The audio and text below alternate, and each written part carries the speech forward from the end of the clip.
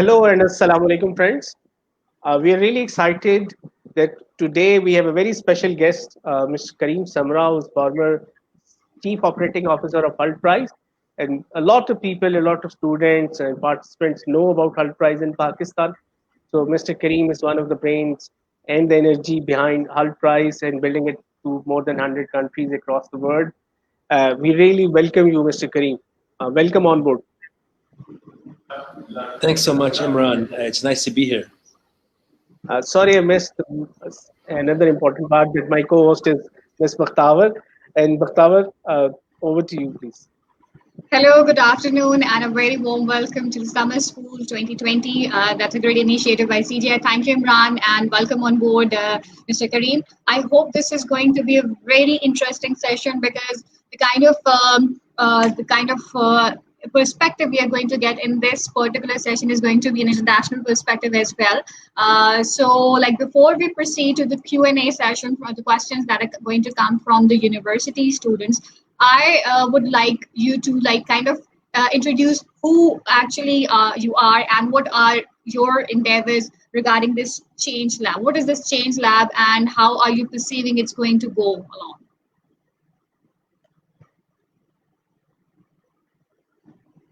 Sure. Thanks so much for the question, and great to be here. So, Changelabs, Imran introduced me because he knows me as the COO of the Holt Prize Foundation, which is something I did do for 6 years. But recently, about a few years ago, while I was still at Holt Prize, I founded an accelerator for good called Changelabs, which was meant to focus primarily on the Middle East, North Africa area of the world, because I had spent quite a, I'm originally Egyptian from Cairo, Egypt, but I never lived there. But when I went back to Egypt, 2-3 years ago with the Holt Prize, just to explore and meet students and help students launch startups, I discovered that in fact there's so much demand and so many great ideas and so much talent in the Middle East, in areas like Pakistan, like Egypt, large countries that have a lot of challenges.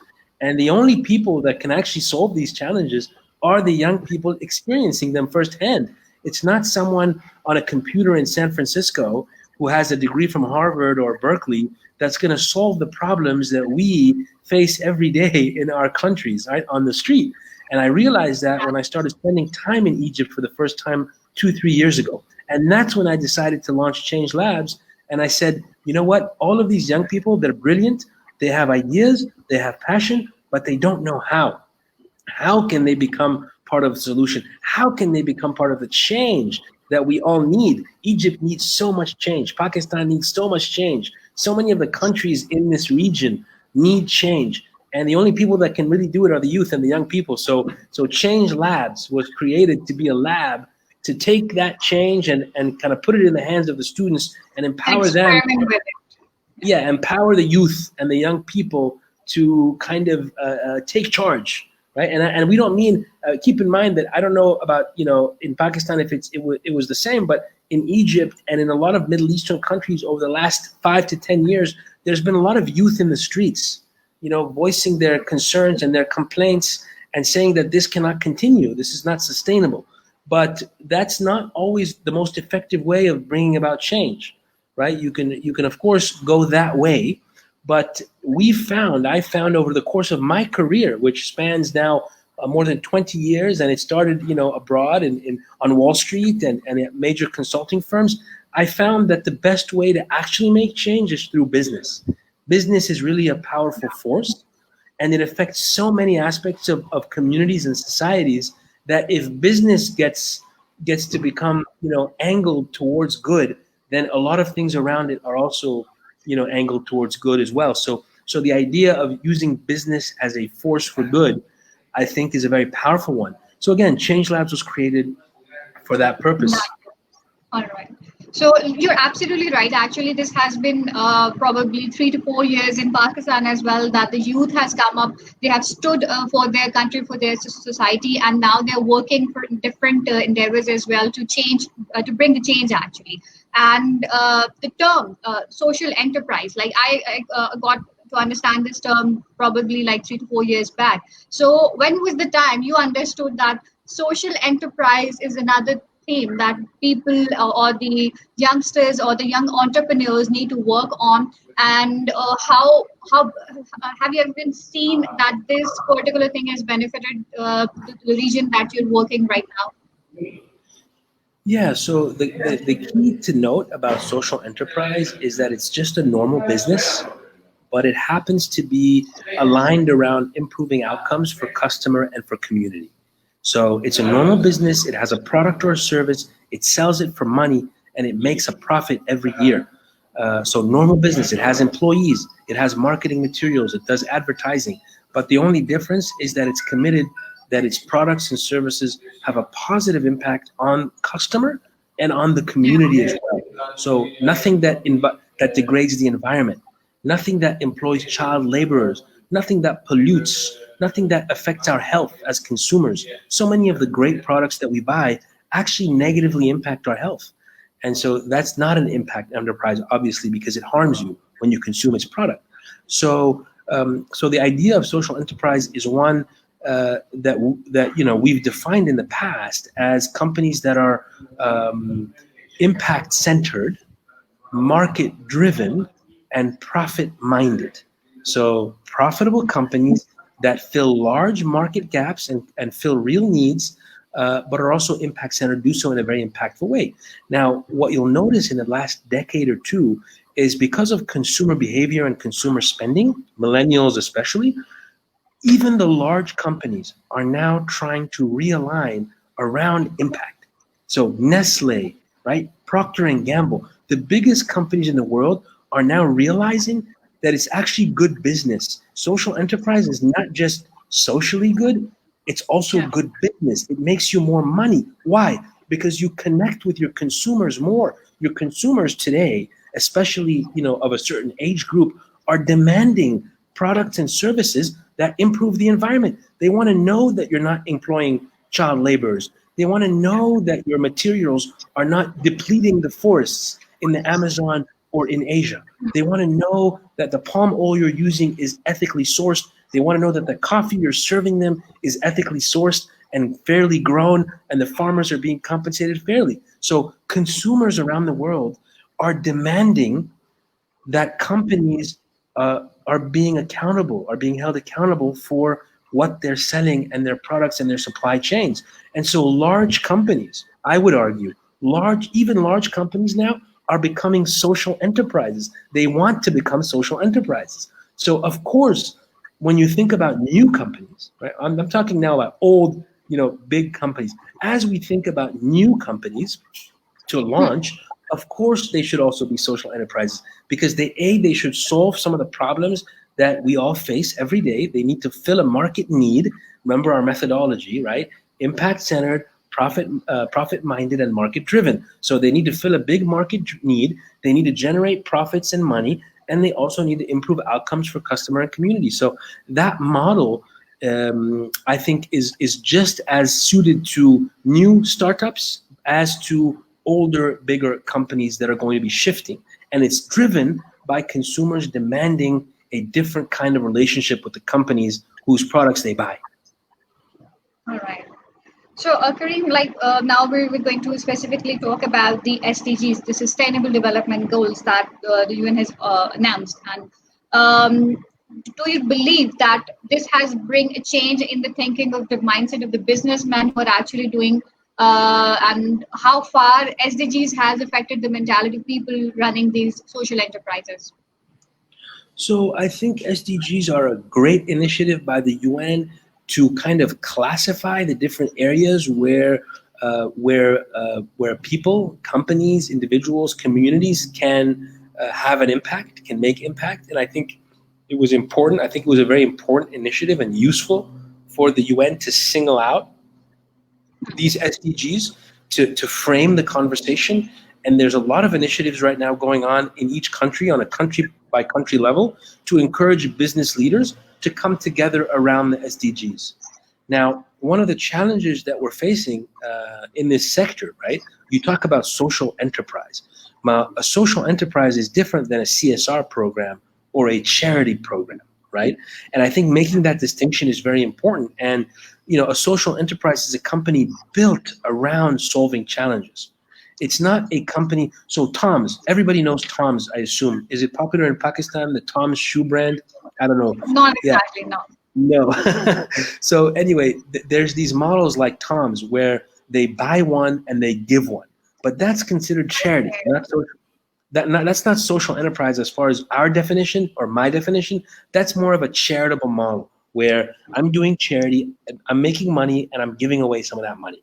And that's beautiful, and that's honorable, and that's amazing. But that's not what we mean when we say social enterprise. And I think the SDGs kind of help us frame that conversation. But I think companies need to move from saying like, oh, we want to do CSR, we want to spend charity in the direction of the SDGs to our business needs to solve the SDGs. Our direct products and services need to make SDGs better and improve the lives of the people according to the SDGs.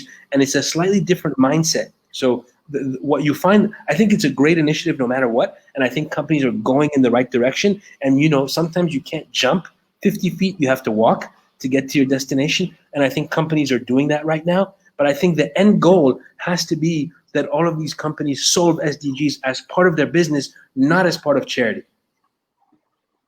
All right. So moving on to the next question, that is around the Hull Prize. You were the Chief Operating Officer of the Hull Prize, and how was your experience working with youngsters and millennials at that particular point? So, I mean, I spent 6 years at the Halt Prize, and I can tell you that, of course, that entire movement is built around youth and young people and students, and the passion that these students have. And again, remember, what I founded Changelabs because of what I saw working with the Halt Prize and the potential of young people, the motivation and passion of young people, and their willingness to tackle big, bold challenges without fear. And I think that's one of the biggest things that we can expect from young people today. And we can only expect it usually from young people because older people are jaded and they're tired and they feel like the world is terrible and there isn't much they can do. Whereas the young people think, hey, I see a problem and I'm going to solve it. I see this issue, I want to take care of that issue, and I believe that I can do something about it. And I think it's that belief that is actually the critical, pillar of this Halt Prize movement and of all movements that work with students and youth and try to get them to make a change. And so, working with students at the Halt Prize was very rewarding. I mean, I got to work with a lot of students. We saw some real success stories of students who started out either in medicine or engineering or law and formed these companies and these startups around potential solutions to the SDGs, whether it's food and hunger. We had Aspire Food Group in the food sector, right, who's now building $200 million factories all over the US to make crickets, very affordable source of protein and clean source of protein, green, organic protein for human consumption and animal consumption. So we have seen students come together and do remarkable things through the Halt Prize. I mean, there's dozens of companies. There's Impact out in San Francisco, who are now one of the most successful organic coffee companies. We have Bupas in Kenya, who are now the fastest growing transportation company in Africa, founded by students. Okay, we have Nano Health in India. So we have quite a few, and of course, we have a Pakistani team that won the Halt Prize as well a couple of years ago, which was doing transportation in the urban slums.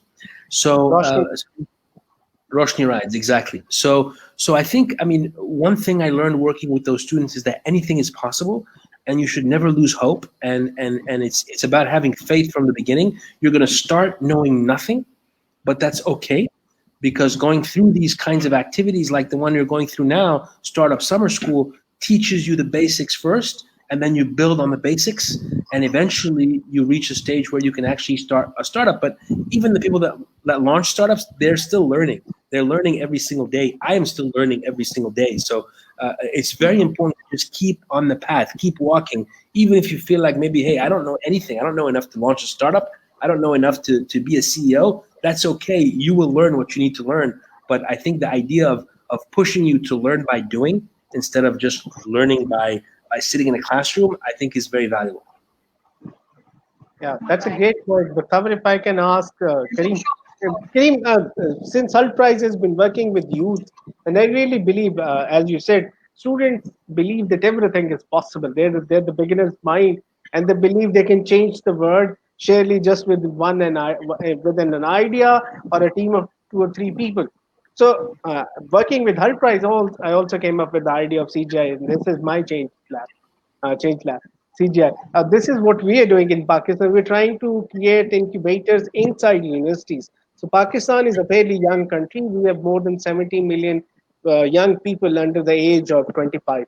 So that, and we have 200 plus universities. We are already working with 4 universities, and with the help of Lahore Garrison University, now we want to expand into 10, 20 other universities, and that's the whole idea. And we're utilizing the summer time to introduce a compressed flavor of what we bring as 6 months program.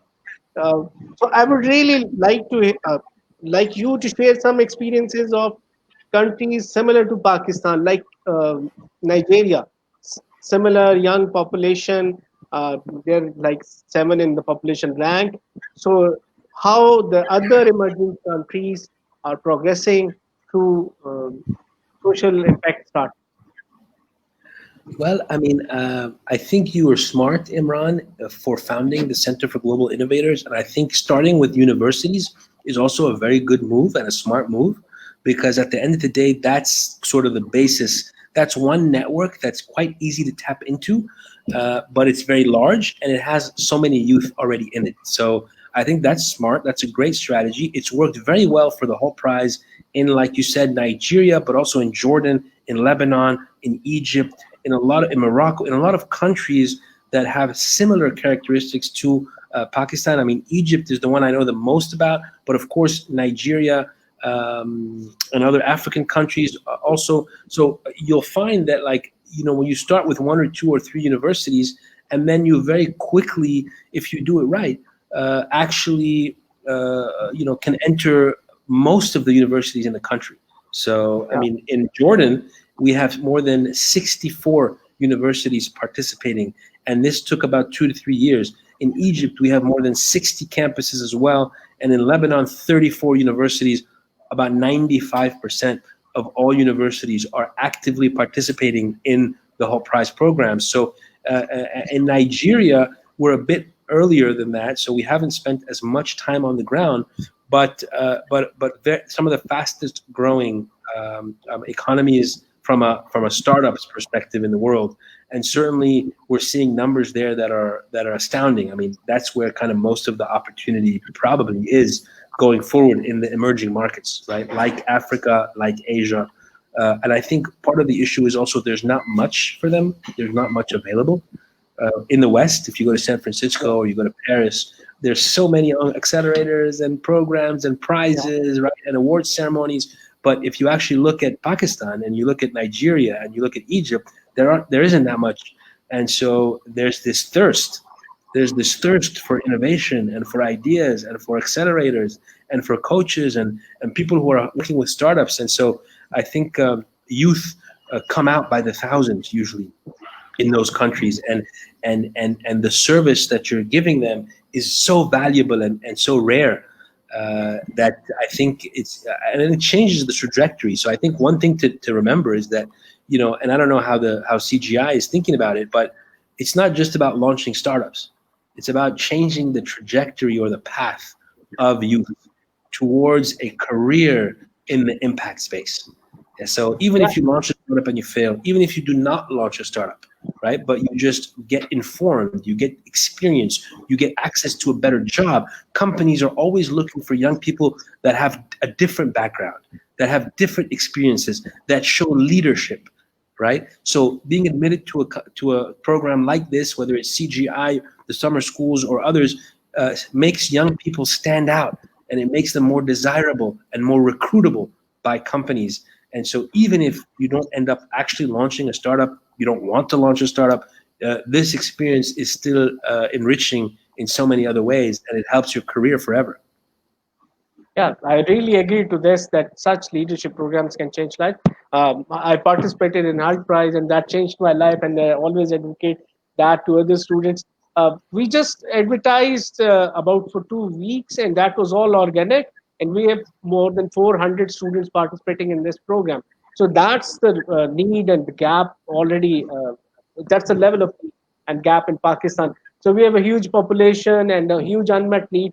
That's what we want to fill in. And I rightly agree to you that we've created this program for free. We're not charging any penny. We brought through our partners bringing this program for free so that a lot of people get trained. And that produces a nursery for our next programs and others programs. So that would change the trajectory of youth in this country. That's the motive. And thanks to you, working with you, I've learned a lot from you and Ahmed Ashkar. And this is what somewhat we are based on. This is what we are now sharing to the next younger lot.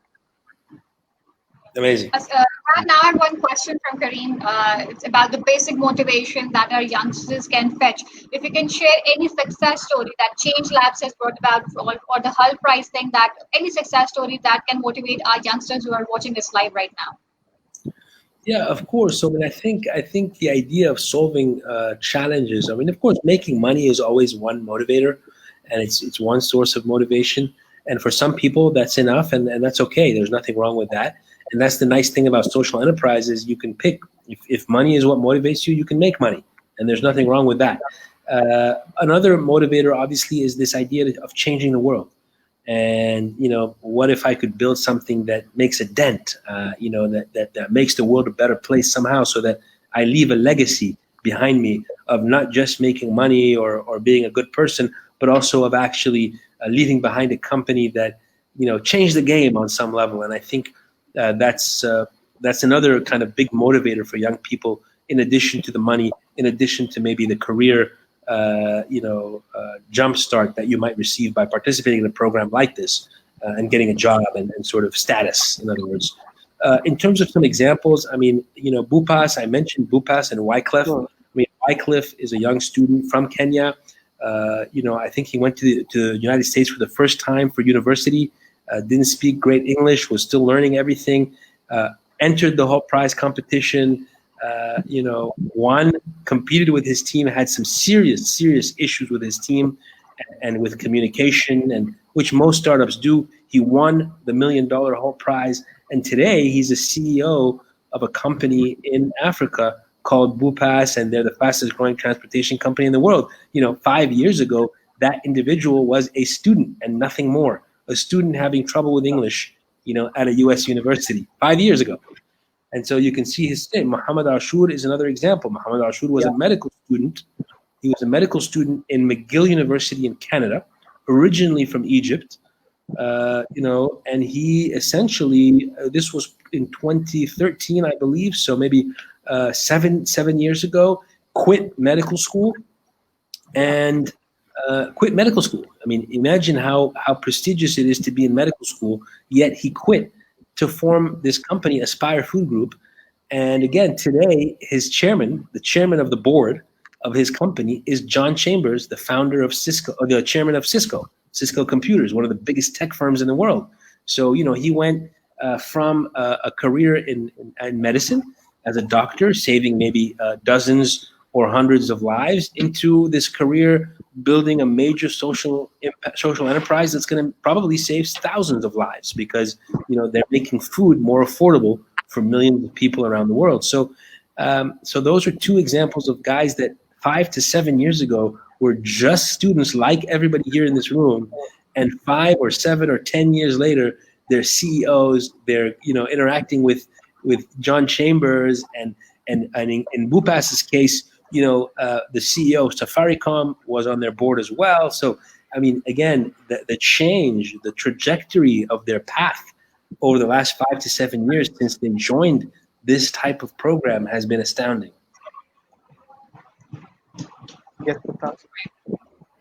Oh, thank you very much, Karim. These are really inspiring stories that students who participated in Hull Prize in 5 to 7 years, they are heading now companies worth hundreds of millions of dollars. Like Aspire Food Group is now valued over $200 million.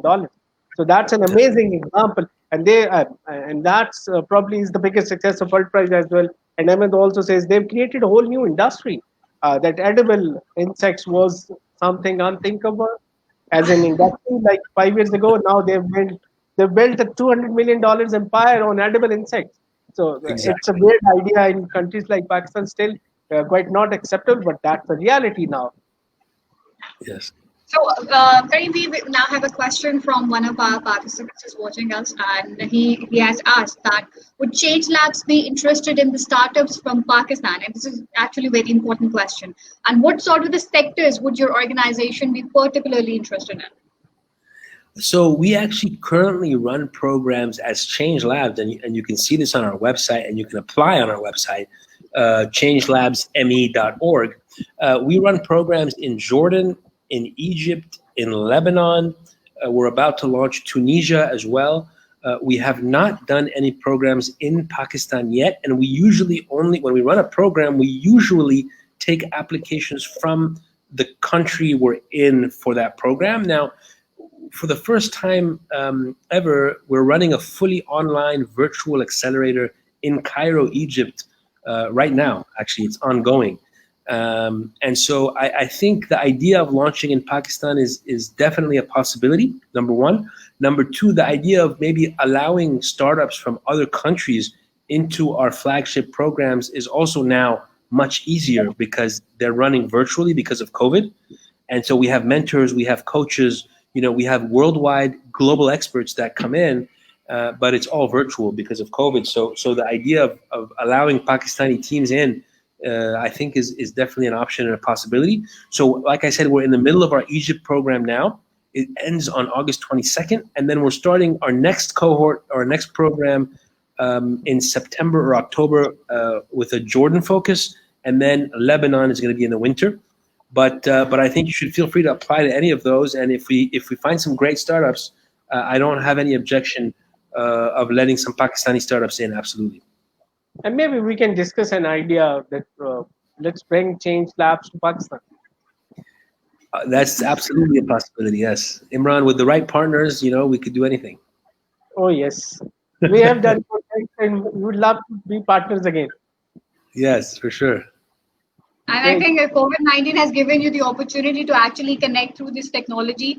I know of you don't have to particularly be connected in real, but this virtual setup, this virtual thing is actually going to facilitate us a lot. So we can think about it and give an opportunity to the students in Pakistan particularly as well. Yes, absolutely. And we always the one thing about our accelerator that's different is we don't invest in all of the companies that we bring in. We work with you for 6 or 8 weeks. We get to know you, and then we invest in the companies where we have a great relationship built and where we can really have a good fit with the founding team. Last year we invested about $150,000 across 3 startups. This year, I think we're planning on deploying $300,000 to $500,000 in 3 to 5 startups as well. So in each cohort. So we have one cohort now in Egypt, where we're going to deploy 300,000 to 500,000. In our next cohort, we will also deploy 300,000 to 500,000. I think having the ability to bring capital to the table as well is very good for an accelerator because it motivates the startups even more. Absolutely, and it adds very huge value to the program as well. Because then it's not just teaching, that you're really helping them to accelerate. Yeah, exactly. Yeah, thank you very much, Mr. Kareem. Would you like to speak about a bit of the landscape of impact investing? What are the options for fundraising for social enterprises? There is the misconception that if you're building a social enterprise, you're limited with funding sources now. Yeah, I can touch briefly upon that. The impact investing sector is growing double-digit growth every year. It's the most attractive investment category right now, not just in the emerging markets, but also especially in the Western markets. A lot of the capital that's being given by foundations and universities and high net worth individuals, they're asking for it to be invested in an impactful way. And so Wall Street and the financial markets are kind of catching up. They're way behind because they're not equipped to do that. They're not prepared to do that. And so they're catching up. And so I think being in this space today and looking for investment is much easier than it was 10 years ago, let's say, when nobody knew anything about impact investing and it wasn't a buzzword yet. Today, it's a buzzword. It's growing fast. Everybody wants to make an impact. So the one thing to remember, though, is of course that what I'm seeing lately is I'm seeing some impact companies focus too much on the impact, actually. So impact is very important, of course, but when you're raising money, you have to still present yourself like a business, right? I mean, Yeah. first and foremost, you're a business. Secondarily, yes, you're also impact centered. You also have all this. Your product is amazing. It's healthy, right? But I'd rather see that communicated to investors from the position of it's a market advantage, not from the position of, oh, we're charitable, or oh, our supply chain is very clean, and and our farmers are fairly paid. So like really the way to do it is to say, how does this get you a competitive advantage in the marketplace, right? So don't fall into the trap, because you're a social enterprise, of talking about your business like it's a charity. It's not a charity, it's a business. It has to have a competitive advantage in the marketplace. And all of those charitable elements that you think are charitable, I bet you they actually give you an advantage in the marketplace if you position them correctly. And that's how you should position them. So I'm seeing a lot of pitches these days from startups that it just comes off like a charity, even though it's not. And so that's one thing I would say, please watch out for that. Don't forget, you're a business first and foremost. You're there to make money, but you're going to do it ethically, you're going to do it well, and you're going to do it while making a difference in the world. But that doesn't mean you're not there to make money, and you're there to make a difference in the world first.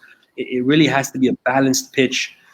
So be careful about that. But I think there's much more capital available now. Foundations, so charitable foundations are starting to provide capital to social enterprises, because the way they think about it is, if I give money, then I'm negative. But if I give money to a company that's going to make money, then I'm effectively positive, and I'm not going to take that money. I'm going to reinvest it. But my effect is doubled. Instead of it being just one give, it becomes 3 gives, 5 gives, because every time the company succeeds, I reinvest. So foundations and charities are starting to look at social enterprises as valid partners. And of course, funds, especially funds where a development organization is partnering, like there's the Dutch Development Bank that we work with. There's the European Union that we work with. They all have funds targeting social enterprises and development, in addition to financial returns. That's another good source of funding. But then, the best source of funding ever is your operating profits. The best thing you can do for yourself as a startup is start making money as soon as you possibly can. Don't wait for an investor. Don't wait for a complicated app. Just do it on WhatsApp. Just take notes. Do it the old school way, on a pen and paper and phone. What's wrong with telephones? Sell your product over the phone, right? Before you build your app. The best thing you can do as a startup is make your money as soon as possible. Validate, use an MVP. Yes, okay, you want to build the best app in the world that's going to do amazing things? Sure. But show us that there's demand now by doing it old school on WhatsApp with a pen and paper and a telephone, right? The app eventually will do all that for you. But to validate, to show investors that you actually already have customers, that there's demand, that there's a willingness to pay for this product, do it on your phone, do it on a notepad, and show us that you can already make money. And maybe that turns into something that gets you even more money, and you don't need to raise funding. The best scenario is you don't need to raise funding. Yes, so that's a brilliant point. If I can say it in alt-price language, uh, charity dollar has one life, whereas impact investing dollar has multiple lives. So that's what I learned from you guys as well. And then the second point, as you said, that a lot of startups are waiting for their apps and their lovely websites so that they can start their business. Or most of them are waiting for the $1 million actually to get started. Whereas you need to get started with zero actually. And as Emma says, create something out of nothing first. As you are saying that work on WhatsApp, on Google, Google Forms, Facebook, the free tools. Use free tools, $0 tools, and create something. Start generating revenue. And ideally, the best thing would be that you become a customer funded business. That you don't really need to raise investment. Yes, exactly. So But if you great. need to raise investment, you can go to the foundations, you can go to the development organizations, you can go to friends and family. You can go to high net worth individuals. There's a number of different ways to raise financing, but if you have to. Yeah, great. Karim, in the last week of August, we're doing a virtual innovation ecosystem summit. I'll send you a detailed document where we would really love to have you for a panel on impact investing and people like you who are into impact investing, or maybe you can refer to speakers. That would be a space where we'll discuss impact investing in detail and probably how Pakistan, an emerging market like Pakistan, can benefit from this space.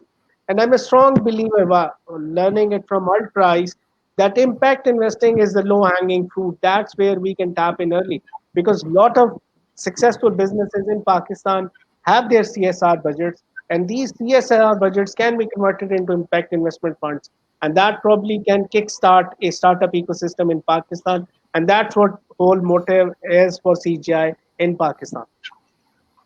Well, amazing. That sounds great, and I completely support you. And anything you need, Imran, of course, I'm happy to help always. So keep me posted. I'll be following your progress, and send me that information, and I'll do everything I can. Thank you very much. And Ahmed and Kareem are two of my most important teachers and the real life teachers, those who really taught me. And I'm really grateful to Ahmed and Kareem both. Thanks, Imran. Thank you so much. Grateful to have you with us as well. Oh, thank you very much, Mr. Kareem. Yes, Bakawa. I think, like, before we proceed this discussion to an end, I have one particular question from Kareem regarding the impact that we need to make the policy makers understand the importance of social enterprises. We've spoken about the importance about this social enterprise for the youngsters, how to make their mindset into this particular thing, how is this going to benefit a lot of people in general. But what particular advice would you give to the policy makers, especially for people living in the third world countries or the developing countries? What points our policy makers need to understand first in order to appreciate such kind of business development in their own countries? Sure. So, and that's a great question. I think that I think the basic things are very important, like being able to start a company and making it very cheap, so that you don't need a lot of upfront capital. Paid up capital doesn't have to be high. The costs of registration are low, and the process is quick and easy. I think that's one important policy element that needs to be in any country that wants to support entrepreneurship. And the other side of that is being able to close a business. Now we found ourselves opening businesses fast, but we can't close them. And you have to maintain 3 years of accounting, 3 years of legal. All of these expenses that are very costly force you to not be able to start a new startup. So even if you fail, you then have to wait 3 years and finish your company and close it, and your reputation is affected. So I think the idea of opening and closing companies is very important. That's one basic thing. The second thing I think is that the government has to participate. So the policymakers and the governments must participate in the conversation and must take an important role in supporting the ecosystem and entrepreneurship. They have to make it a policy objective. They have to make it one of their priorities. If you look at the countries that have been quite successful in the last decade or two, all of them have had governments that took a very strong position to support. So policymakers and governments supported entrepreneurship by allowing certain funds to be allocated towards startups and incubators. Okay, so government funds, and that's usually a policy requirement where they need to change their policies to make sure that these funds that are normally allocated to ABC can also be allocated to D, a new category called incubators and funds, right? Supporting startups. So there's funding that needs to be given. There's also allowing structures that support, so legal structures that support taking risk and trying and starting and failing. There's also the idea of, for example, let me give you an example of how a government can support entrepreneurs. So in Lebanon, the government put together a law, just an entrepreneurship law called Circular 331 that mandated a couple of things, including financial support for startups, but also lower formation requirements, tax exemptions for multiple years. So they created a package to support innovation and startups. They also, some governments cooperate with the private sector and universities to allow students and young people to take a break, for example, leave to be able to go and launch a startup. So different countries have taken different approaches, but the one common thing is that governments have to be involved, policymakers have to support entrepreneurship, and it's an important priority. It needs to be a priority. In Egypt, the Ministry of Investment went out and raised money from donors specifically to support the Egyptian startup ecosystem. So the government took a fundraiser. So they didn't have money themselves, but they went and got money for the startup ecosystem and supported it. So I think governments need to take a very active role, and the ones that don't will fall behind. And so that's critical. So that's great learning. Actually, if I can share, this SECP, the Securities and Exchange Commission in Pakistan, just introduced few changes in the laws. And the first time the startup is legally recognized in Pakistan, this happened just like few weeks back in Pakistan. So the first time startup got recognition, impact investment and other things are in the pipeline. Things are moving, but bit slow. Yes, we would love to have, as you mentioned, examples from Egypt and Jordan and other emerging markets that are close to Pakistan, similar to Pakistan, from where we can learn easily. So probably in the last week of August, I'll send you the details today. In later in the day, where let's plan something where we can learn from Egypt and Jordan's examples, and we'll invite people from the government of Pakistan as well, so that we document it, we publish a report, so that we can contribute and we can help the legislator in forming these policies. Sure. Yeah, sounds good. Great. Yes, Fataba, do you have any question? We just have one final comment from one of our participants. I would obviously want to narrate it as well. That Shakil Ahmed said that I think the common starter mistake people make is thinking in the future instead of the present. And they, instead of taking the small piece of pie before thinking of taking a slice, and think of taking a slice before taking the whole pie. So I think that's another perspective that we need to understand, make people understand that starting from very basic thing can also work for you. It's not about the $1 billion investment you should be waiting for. So Imran, over to you if you have your final comments about today's discussion. Thank you very much. Thank you. Thank you very much, Shakil, for joining us from South Africa. And Bakhtavar, believe me, Shakil is from South Africa. All right. Now, this is a very interesting combination that I got to know today. So we have Karim from Egypt and Shakil from South Africa. Karim Samra is not Pakistani, guys. बहुत सारे लोग, a lot of people here was taking you as Pakistani. Like your name is Pakistani, but of course, Alt Price network. I'd be honored to be Pakistani. Oh yeah, it's an honor for us. You are a Pakistani for us for all practical purposes. So be our guest any day, and I want to share with the audience that Karim loved a Qawwali of Rahat Fateh Ali Khan. Wow.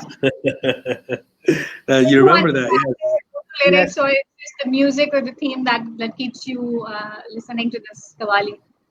Yeah, the theme and the music and the passion, and you have some masters. I consider them masters of Qawwali in Pakistan, and the public gatherings, and the intensity and the emotion and the group element of it all, is something you don't find everywhere anymore in the world.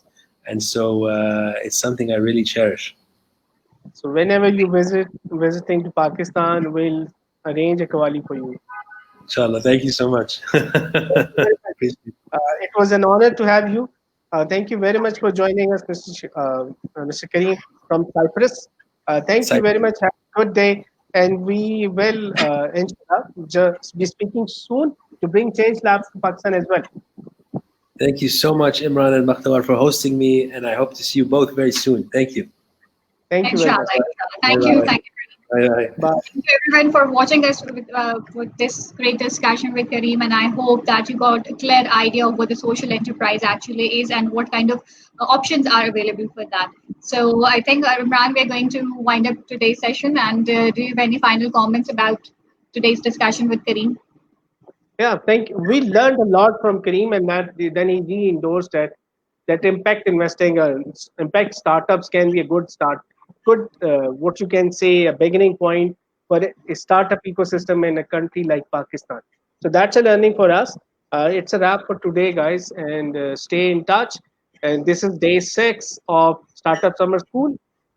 Welcome to the roller coaster journey. अभी there is a lot left for you. अभी और बहुत कुछ बाकी है. Sure. So take care, everyone, and have a very good day. Stay tuned for with CGI, and we're going to bring some exciting sessions for tomorrow as well. So take care of yourself, and Allah Hafiz. Thank you. Allah Hafiz.